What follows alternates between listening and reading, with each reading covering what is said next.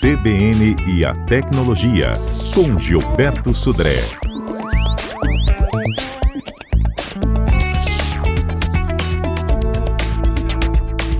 Pois é, aqui jaz o Windows 7, né? Conta pra gente o que acontece daqui pra frente com quem tem o Windows 7. Entra em desespero? Então, Patrícia, a gente já até tinha comentado algumas vezes no ano passado, aqui no CBN Tecnologia, Que sobre... estava para acabar. Exatamente, os anúncios frequentes da Microsoft, que no dia 14 de janeiro de 2020 encerraria-se o ciclo de vida do Windows 7. O que significa isso? O Windows 7 não vai receber mais nenhuma atualização, nem correção de erros, nem upgrades, né, pela Microsoft. Ou seja, a Microsoft considera o Windows 7 um produto descontinuado, né? Seria essa situação. Obsoleto? Então, exatamente, né, em relação a essa questão. Uma curiosidade, inclusive, em relação a isso, uma pesquisa recente indicou que o Windows, que os computadores que rodam Windows no mundo, 40% deles ainda rodam o Windows 7. Então é muita gente que está usando o Windows 7 ainda nessa situação. Isso tem uma justificativa até. Muitos usuários têm uma certa resistência sobre a migração para o Windows 8, que não foi tão favorável assim. Quem foi para o Windows 8 reclamou bastante. Né? E o Windows 10, que é um sistema que demanda muito mais recursos do computador do que o Windows 7. Então, as pessoas usavam o Windows 7 porque estava confortável, e migração para o Windows 8 não funcionou muito bem, e para o Windows 10 ele precisava ter um hardware bem mais potente do que isso. Então, por isso que ainda quase 40% dos computadores que usam o Windows hoje no mundo usam o Windows 7 nessa situação, né? Bom, quem usa o Windows 7 ainda... O que significa isso, afinal de contas? Quer dizer, quando eu ligar o meu computador hoje no Windows 7, vai parar de funcionar? Não, o Windows vai parar de funcionar? Não, não vai. Ele vai continuar funcionando exatamente como funcionou ontem, anteontem, né? Do mesmo jeito lá. A única coisa que vai acontecer é que não vai ter mais, a partir de hoje, né, atualizações, correções de erros, vulnerabilidades que sejam conhecidas do Windows 7 não vão ser corrigidas mais. Os aplicativos que a gente usa, Office, navegadores, né, antivírus, vão continuar recebendo atualização, porque isso não tem a ver exatamente com o Windows. O que não vai ser atualizado vai ser o próprio sistema operacional, chamado Windows 7, nessa situação. Bom, que risco isso acarreta, né? Ou seja, acarreta que agora, como eu falei, as vulnerabilidades do Windows 7 não vão ser corrigidas.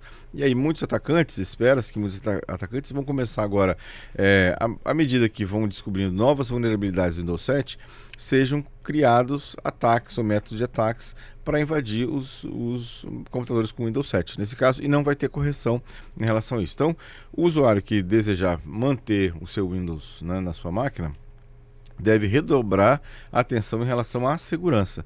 Usar um bom antivírus atualizado e principalmente ter um bom senso na hora de navegar na internet, porque essa situação pode ter algum reflexo de segurança no computador. Então essa que é a questão. Então, por isso que é importante ter, quem vai continuar com o Windows 7, ter essa situação bem clara, né, sobre a questão de segurança. Bom, você falou sobre atualização de aplicativos, como por exemplo o Office vai ser atualizado e tal. Isso. Ainda com essas atualizações ele vai continuar rodando no Windows 7? Sim, provavelmente sim, porque a quantidade de máquinas com Windows 7 é muito grande. Então, os fabricantes desses aplicativos todos não vão querer perder essa base de usuários instalados. Então, vão continuar funcionando no Windows 7 com a versão nova do aplicativo, do Office, do Chrome, do Firefox. O 7 vai suportar. Mas o 7 vai suportar, exatamente. Uhum. Mas durante um certo período de tempo, né? Exatamente isso aqui. E depois de um tempo nem vai conseguir Provavelmente, suportar como mais. acontece com sistemas muito antigos, né?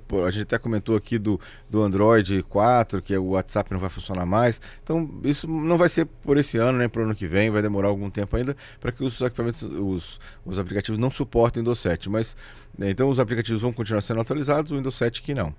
A Microsoft recomenda, né, o quê? Migração para o Windows 10. Né? E aí tem algumas questões que deve ser avaliada pelos usuários. Primeiro delas, aquilo que eu já comentei, o Windows 10 é um sistema que ele hoje demanda muito mais recursos do que o Windows 7, então o usuário deve estar atento que pode ser que ele, dependendo da configuração de hardware que ele tem, ele vai ter que fazer um upgrade, né? Aumentar de memória, botar mais memória, talvez um processador mais rápido ou um HD maior, né? Porque o Windows 10 ele realmente demanda um recurso maior de computador do que o Windows 7 nesse caso. Vamos lá na prática. O Giovanni está perguntando, mas o Windows 7 é tão ruim assim? Não, Pelo contrário, né? Por isso que o pessoal está mantendo exatamente, ele. É um sistema muito bom. O que acontece é que a Microsoft mudou, né, a interface, mudou o método interno e aí fez o upgrade para o Windows 8 e depois o Windows 10. Então não tem como a Microsoft, né, é difícil para ela manter 3 sistemas operacionais ativos, dando suporte a eles, fazendo correção a 3, o 7, o 8 e o 9, o 7, o 8 e o 10. Então o que ela fez? Ela basicamente hoje suporta e tem as correções para o 8 e para o 10. Provavelmente daqui a pouco o 8 também vai sair, vai expirar o período e vamos ficar só com o Windows 10. Né? Então, já que o 8 foi um fiasco, eles podiam manter o 7 e o 10, então. Aconteceu a mesma coisa com o Windows XP, que era um Windows também bastante estável para a época, e a Microsoft abandonou o Windows XP, parou de fazer atualização para continuar na evolução dos seus outros sistemas. Assim, acontece, inclusive na parte mobile é a mesma coisa. O Android também vão saindo versões novas e as versões mais antigas param de ser suportadas também, do mesmo jeito. Bom, de repente o usuário do Windows 7 pode esperar a próxima atualização do Windows 10 para o 11, para o 12, não sei, de forma que ele venha mais leve também. Microsoft não vai, pelo que a Microsoft comenta, não vai ter o Windows 11. Na verdade, o Windows 10 vai continuar agora eternamente recebendo atualizações para o Windows 10, né, basicamente. Então, seria, teoricamente, pelo que a Microsoft já se manifestou, pode ser que ela mude de opinião, mas ela manifestou que o Windows 10 seria a última versão do Windows. Ela vai continuar sofrendo atualizações, mas não vai ter o Windows 11. Não vai ter mais nomes novos, né? Vai continuar sendo o Windows 10. Né, nesse caso aqui. A Silvia está aqui preocupada, Gilberto. Ela quer saber sobre os bancos em relação ao Windows 7. Então, vão continuar suportando, como eu falei, as aplicações todas vão continuar sendo suportadas pelo Windows 7 durante um período de tempo. Isso eu acredito que seja pelo menos os 2 próximos anos, né? Vão continuar com esse suporte. Não tem nenhum tipo de problema em relação a isso. Eu não teria preocupação em relação às aplicações, mas em relação ao próprio sistema operacional mesmo, para isso, né? Quem não deseja, né? Lembrando que o upgrade para o Windows 10, ele teve uma época, inclusive, que a Microsoft ofereceu de graça o upgrade do 7 e do 8 para o 10. Esse período acabou, foi no ano passado. Então agora qualquer upgrade feito do 7 para o 10 tem que ser pago. Então o usuário vai ter que pagar nessa situação. Quem não quer, né, ou não deseja migrar para o Windows 10, uma alternativa, né, que é uma alternativa que pode ser pensada pelos usuários, é migrar para o Linux, né? Migrar para o Ubuntu, por exemplo, que é um sistema operacional que roda muito bem em qualquer máquina que roda no Windows 7, vai rodar o Ubuntu também de forma muito, muito tranquila. E é um sistema operacional que recebe atualização, que tem tudo funcionando, então é uma opção. Obviamente que é uma mudança de paradigma também. Então muitas coisas que o usuário faz no Windows 7, ele vai fazer no Ubuntu, mas de forma talvez um pouco diferente. Então, exceto jogos, né, mas os outros aplicativos todos, ele vai conseguir fazer banco, tudo no Ubuntu, com alguma diferença de procedimento, basicamente. Então, talvez pode ser uma opção também para os usuários. Nele a pessoa vai poder acessar os navegadores normalmente. Tudo, edição de textos, planilhas, apresentação. Mas não vai ser um vídeo. Office? Não vai ser o Office, vai ser um similar ao Office da Microsoft. Vai navegar na internet, vai editar vídeos, editar fotos. Mas todo aquele visual que você está acostumado no Windows 7, você não vai ter no Ubuntu. É bem parecido. No Ubuntu, assim, não usando a interface Unity, que é o que vem em padrão, mas, por exemplo, o Gnome, o Mate, na verdade, né, que é o Gnome 2, ele é uma interface muito parecida pode ser muito parecida com o do Windows 7, né? Com aquelas janelinhas, tudo basicamente, como eu falei, tem tudo lá, talvez não no mesmo lugar ou da mesma forma de acesso, mas está tudo que o Windows 7 oferece para a grande maioria dos usuários, o Ubuntu também oferece. Aí vamos supor, temos nossos ouvintes mais assim, relutantes, digamos, em mudar para o Windows 10 e ele vai querer então radicalizar e mudar para o Linux. Isso. Como que ele tem que fazer? Então, nesse caso, como é uma mudança de paradigma, né, e aí a minha recomendação ou minha sugestão é que ele procure um profissional de TI, para que ele tenha pelo menos uma primeira iniciação no sistema, né? Como eu falei, ele vai conseguir fazer tudo que ele fazia no Windows 7 no Ubuntu, mas as posições são diferentes, os locais onde clica para obter os recursos é um pouco diferente, então por isso que talvez seja interessante ele ter um apoio, pelo menos inicial, no primeiro mês, as primeiras semanas de uso, né? com essa situação. Eu acompanhei já algumas migrações de Windows para Ubuntu e a curva de aprendizado é bem rápida, né? Ou seja, eu diria que em 2 semanas ou 3 semanas a pessoa já está praticamente autossuficiente dentro do sistema. Quer dizer, não é nada tão complicado assim. Não, já foi. O Linux já foi muito complicado no passado. Hoje em dia, eles entenderam que isso não ia permitir a evolução do Linux e eles criaram uma interface gráfica hoje que você faz praticamente tudo que você de configuração no Linux você faz através da interface gráfica, não precisa mais de interface de texto. Né? Aí vem aquela pergunta, fisicamente falando, eu levo meu notebook para um especialista e falo, olha, eu quero trocar o Windows 7 pelo Linux. Isso. Você vai mudar, você vai ter que fazer a instalação do Linux, assim como você fez a instalação do Windows. E aí, no caso, é necessário também um backup da máquina toda para não perder nada, porque não é uma mudança automática. Não, exatamente. Você tem que faria um backup de toda a parte de documentos, fotos, textos que você tem, inclusive favoritos da internet, né, tudo mais. E aí instalaria-se o Ubuntu e voltaria-se então esses arquivos à máquina para isso. Bom, então pensa direitinho, viu, gente? Se você quiser sair radicalmente aí do 7 para o Linux, você de repente vai dar aquela chance para o Windows 10, resista ao máximo ao 7. Depois você vai para o 10. Pode ser também uma outra opção também. A proporção de pessoas que usam Linux e o Windows hoje já aumentou, porque a diferença era muito grande. Aumentou, continua muito grande. Continua uma quantidade muito grande de pessoas que continuam usando o Windows, né? A grande maioria dos computadores hoje continuam utilizando o Windows para isso, né? Linux é uma minoria, né? Com certeza. Tá certo. Vamos seguir. Vamos falar das notícias que chamaram a atenção essa semana? Vamos embora. Bom, a primeira notícia é uma notícia até interessante, que se você for convidado para uma festa pelo WhatsApp, cuidado, que pode ser um golpe. Não, mas espera aí. Se eu vou ser convidada para uma festa, eu vou ser convidada por alguém que eu conheço. Mas tem o que acontece. Golpistas estão aproveitando esse tema de festas, né? E falam assim, entra em contato com as suas vítimas e fala assim, olha, você foi sorteado para uma festa VIP, né? Super importante. Aí mostra lá o folder da festa e tal. E eu preciso que, para emitir o seu convite, que você me passe um código que você vai receber no celular. Na verdade, esse código não é um código da festa, é um código que o atacante ele instalou o WhatsApp no telefone dele com o seu número e foi até o seu e você recebeu no seu aparelho aquela contrassenha de SMS de ativação da outra conta ou da outra aplicação do WhatsApp no celular do golpista. Tá, mas essa mensagem vem por um número que eu desconheço ou vem por alguém que eu conheço? Não, um número que você desconhece. Aí você já fica com o pé atrás, gente. Mas, por exemplo, o golpe do OLX não era assim também? Era a mesma ideia, só que só mudou o tema, mas ou seja, alguém que você não conhece entra em contato com você e fala que no caso lá era do OLX, e aqui fala que é de uma festa, e fala que você vai receber um código lá de ativação do seu convite da festa, que na verdade não é convite da festa, na verdade é o código de ativação do WhatsApp que vai permitir que o golpista ative o WhatsApp com o seu número no telefone dele. E aí o pessoal animado para curtir uma festa no verão acaba caindo no golpe. Exatamente. Dá para sair dele depois? Cuidado. Então, para esses golpes todos de WhatsApp, o remédio que é assim, batata, assim, certo nessa situação, é a ativação da autenticação de 2 fatores.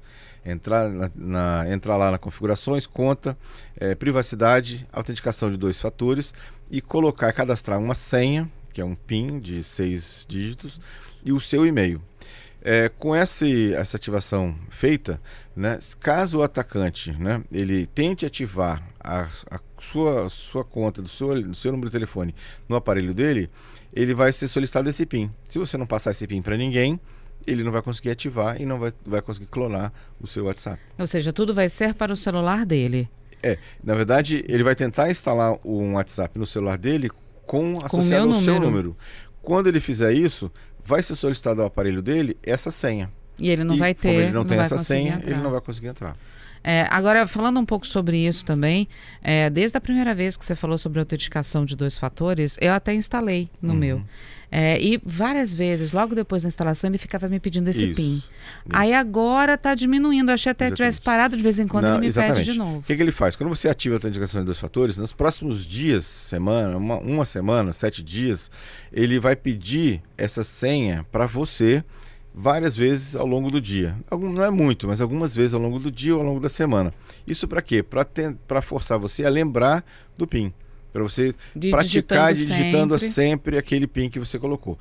Depois desse período, né, ele imagina que você já decorou corretamente o PIN e aí ele vai começar a pedir de forma mais espaçada. Não quer dizer que alguém está tentando fazer a clonagem da sua conta. Simplesmente ele está tentando te relembrar. Olha, seu PIN é esse aqui. Então você tem que digitar novamente esse número. Caso alguém esqueça o PIN... Que ele vai ficando cada vez mais esporádico, caso né? você esqueça o PIN, por isso que você tem que cadastrar o PIN e um e-mail, um seu e-mail. E aí você pode entrar lá e falar assim, esqueci o PIN. Então ele vai te mandar para o e-mail que você cadastrou, por isso que é importante cadastrar um e-mail, uma forma de você recuperar o seu PIN, né? Nesse caso aqui. A pessoa mais esquecida de todas, esqueci qual foi o e-mail que eu cadastrei para receber o número do PIN. Então, nesse caso é um pouco mais complicado. Você vai digitar o PIN várias vezes errado, ele vai bloquear a sua conta, você vai ficar alguns dias com a conta bloqueada. Após esses dias, esse período de conta bloqueada, a conta vai ser liberada sem o PIN, né? E aí você pode cadastrar processo um outro de PIN. novo de um Exatamente. outro PIN. Ok. Bom, falamos da festa, falamos do WhatsApp, falamos do PIN, falamos do golpe. Vamos mudar de assunto agora. Vamos lá. Falha crítica no Windows 10. Estão falando de Windows aí de novo, então olha só.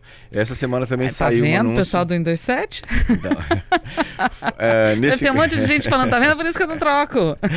Infelizmente não tem muito onde correr, mas essa semana foi descoberta uma falha crítica no Windows 10 e a Microsoft divulgou um comunicado informando que os usuários devem fazer a atualização do Windows 10. Essa é a diferença. Ou seja, o Windows 10 está suportado pela Microsoft, indicado, recebendo algum tipo de vulnerabilidade, o Windows, a Microsoft vai gerar uma correção, né?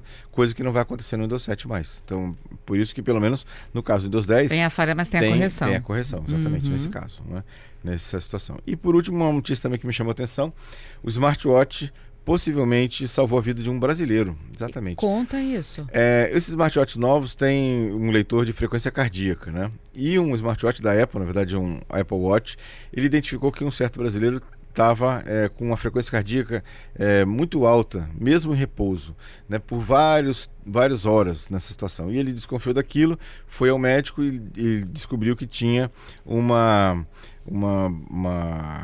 erro, uma falha nos batimentos cardíacos e foi tratado. Ele poderia, se ele não tivesse tratado, ele poderia ter sofrido uma parada cardíaca, um infarto, uma coisa parecida. Então, veja, o smartwatch alertou ao usuário de que existia pelo menos alguma coisa errada com o coração dele. Era isso que eu ia te perguntar. Então o relógio já avisou ele, tem alguma coisa errada com na verdade você? Ele avisou que a frequência cardíaca. Ele não avisou que tinha alguma coisa errada, mas avisou que a frequência cardíaca. Normalmente a frequência cardíaca nossa em repouso em torno de 70, 80 batimentos por minuto. Esse usuário estava com a frequência de mais de 140 batimentos cardíacos em repouso. Então, ou seja, nesse caso, ele chamou a atenção do usuário e ele foi procurar uma informação de um médico para isso. Existe alguma... No caso que você falou, o smartwatch foi da Apple. Da Apple, exatamente. Existem alguns que são do Android também. Todos têm a mesma função? Praticamente todos os smartwatches hoje, todos Xiaomi, o Galaxy Gear da Samsung, os Apple Watch, praticamente todos esses aqui, inclusive aqueles smartwatches de esportes, né? Todos eles têm frequencímetro. Então ele consegue detectar a frequência cardíaca e registrar a frequência cardíaca no aparelho, né, para isso. E esses aplicativos de esporte que estão nos celulares, para quem não tem um smartwatch, tem algum que funciona nesse sentido? Na verdade, tem alguns aparelhos smartwatch que você coloca o dedo na parte de trás, como se fosse na câmera, e ali tem um sensor também de frequência cardíaca. Não é imediato. No smartwatch ou no celular? Desculpa, no celular, no smart, né, no smartphone, na verdade, não no smartwatch, smartphone. No smartphone você coloca o dedo por trás no sensor, do lado do sensor da câmera, alguns têm isso, né? E ele com o aplicativo no aparelho, ele consegue medir a frequência cardíaca. Todo mundo já pegou aqui o celular para ver se tem. Tem pergunta dos nossos ouvintes, a pergunta do Robson. Ele diz que particularmente trocou o Ubuntu pelo Linux Mint. Está bem similar ao Windows. A esposa e a filha preferiram o Mint ainda. Então, o Linux Mint, ele é baseado no Ubuntu. A única coisa que ele tem diferente é a interface, que é uma interface mais parecida com o do Windows 7 realmente. Então, ou seja, na verdade ele está usando, por trás é o Ubuntu. A única coisa que alterou E isso é uma característica do Linux, você pode mexer na interface, né? Apesar de internamente é como se fosse o carro, você tem o mesmo motor, só muda o chassi, né? Então, ou seja, no caso do Linux Mint, ele usa a parte, né, interna é Ubuntu, mas a parte de fora da interface é diferente e é realmente muito parecida com o Windows. O Office deles é muito diferente do Office do Windows. Eu falo mais principalmente por conta do Word e do Excel, que são os mais usados, né? Já foi. Hoje em dia, eles aproximaram bastante as interfaces. Então, você consegue... Você salva como .doc também ou é outra salva extensão? como .doc, salva como ODP, você pode escolher como é que você quer salvar. A compatibilidade com os documentos do Office melhorou bastante, não é exatamente perfeita, mas melhorou bastante. Então, ou seja, também é uma característica interessante. Então, usar o LibreOffice, né, é uma solução interessante e funciona. Eu diria que para 90% do que você faz hoje, ou até mais, que um usuário normal faz com o seu trabalho de edição de texto, planilha e apresentação, o LibreOffice atende perfeitamente. Quer dizer, fiz o backup de tudo, desinstalei o Windows, instalei o Linux, o Ubuntu, né? Tornei a trazer, né? Levar tudo de volta. Automaticamente ele já reconhece o que era o Windows para... Sim, ele reconhece todos os docs, ele vai abrir já direto no LibreOffice, as planilhas no LibreOffice também, as fotos, vai ter um leitor de fotos, vai ter um software de edição de fotos também, que é o GIMP, que é muito parecido com o Photoshop, inclusive, muito poderoso. Então tem muitos recursos. Por isso que eu falei que é muito parecido, assim. Você faz a mesma coisa, talvez não exatamente do mesmo jeito, mas os recursos são praticamente os mesmos. Os navegadores são o mesmo, então Exatamente. você não vai ter problema Chrome, com a internet. Firefox, tudo são basicamente os mesmos, né? Então não tem problema também em relação a isso. É certo, gente. Pensa aí no que vocês vão fazer, se vocês têm o Windows 7, o que vocês querem fazer. Conta pra gente, mudou pro Linux, mudou pro Ubuntu, mudou pro 10, não ficou tão chocado assim como você imaginou que fosse ficar, porque pode acontecer também, né? Exatamente. Conta pra gente aqui, né? Fala da sua experiência. E não esquecer que tudo que a gente comentou aqui está no nosso podcast. Escolhe lá o streaming de podcast que você mais usa, lá no Deezer, né, Spotify ou outro, tá lá, CBN Tecnologia, procurar CBN Tecnologia e ouvir de novo, ou os episódios anteriores, né? Se não deu tempo de ouvir, estava no carro, não conseguiu anotar, vai lá e ouve novamente, que estamos lá nos principais ferramentas, plataformas de podcast.